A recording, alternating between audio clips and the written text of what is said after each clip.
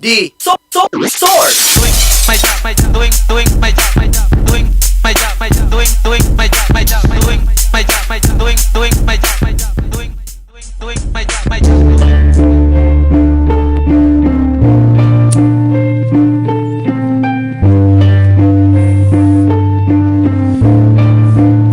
God bless America. Carter, are you prepared to take the constitutional oath? I am.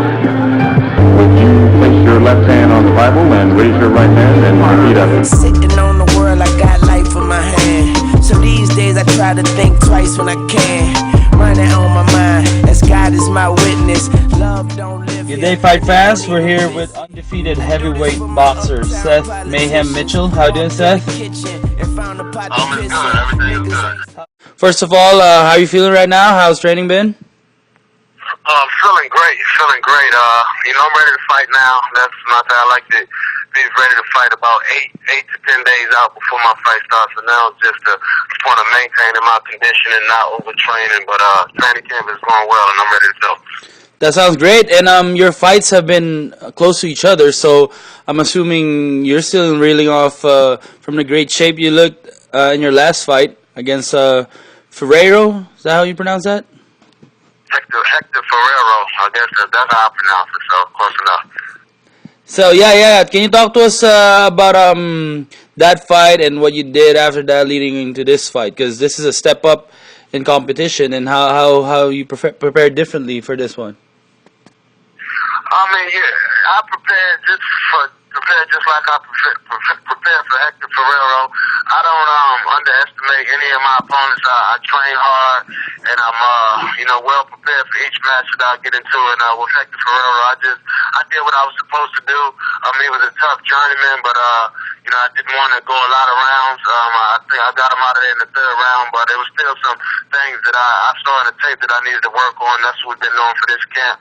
But definitely, this is my toughest fight on paper as far as his record and the quality of opposition that he's faced. And I'm excited about it because I feel in my heart and in my mind that I'm ready for a step up. And I think that Timur will provide that challenge for me. But I'll be prepared for him on December 10th. Absolutely. And what does he bring to the table that you're wary of? And what do you want to exploit against him? I think the main thing is he brings experience, and he brings the wit. His experience, record of 30 wins, 3 losses, 1 draw. He's never been stopped, so that means he's durable. I'm pretty sure he knows how to, react to a pressure fight. He knows how to react to a counter punches. So he's been in there with them all. So that's the one thing that I'm worried about, his experience and the little tricks and the nuances that, he'll try to present, with me. But my trainer and I, we got a couple of game plans, ready. So whichever Timur comes out, we'll be ready and we'll be able to adjust as well.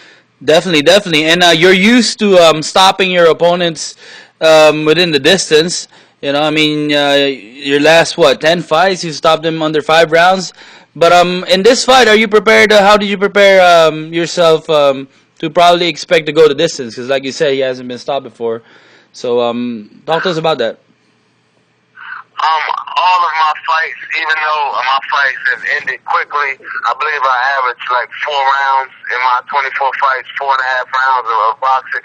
But trust and believe, when I step into the ring, I'm prepared to go the distance. I'm actually prepared. I'm prepared for a 12-round fight, even though I'm fighting a 10-round fight. So, I'm not worried about, somebody taking me into deep waters and, saying I can't swim. And once I get past, 3 or 4 rounds, I start to tire.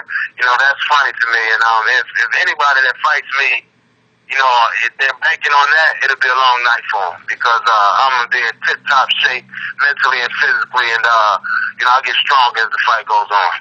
Definitely, and you definitely look like one of the best conditioned heavyweights out there. And let's talk about this fight being in D.C. Does that give you any added motivation that you're gonna be fighting in the capital? It's definitely exciting to fight back home, but my motivation is my family, my wife, and my two children. It's always good though to have that home support and have a lot of people, have a lot of Mayhem fans that's going to be there out there supporting me. But my main motivation is the reason why I'm doing this, and that's to support my family and my two children. So I'm excited about the opportunity. I'll be lying if I said I wasn't excited about Fight Home, because again, it is to have that home crowd behind you and screaming your name when when times get rough in there and they're boosting you up. It's always to have that. It's like it's like having a sixth man or something, having an extra person in your corner. So I'm excited. And a lot of my fans, my last 11 fights, I believe I fought away. Mm-hmm. So it's about time that I came back and fought in front of them. So it's definitely exciting.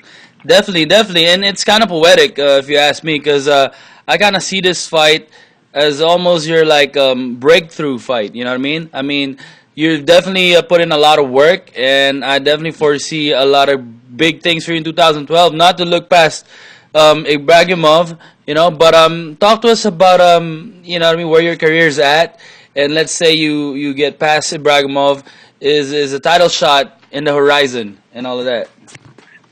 I believe that, in another, if I don't have, good Lord's willing, if I don't have any setbacks, everybody always asks me about the Klitschko's. I mean, because they are the kings of the heavyweight division.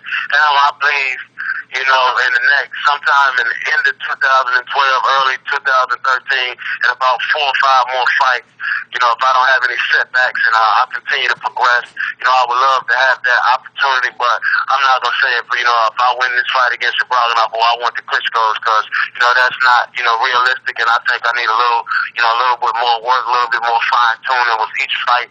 I believe that I'm progressing and I'm getting better, and I don't just want to fight for the title. When I get there, I want to have the best opportunity to win that, and I believe, sometime in late 2012, early 2013, 4 or 5 more fights from now, good Lord's willing, I'll be blessed with that opportunity.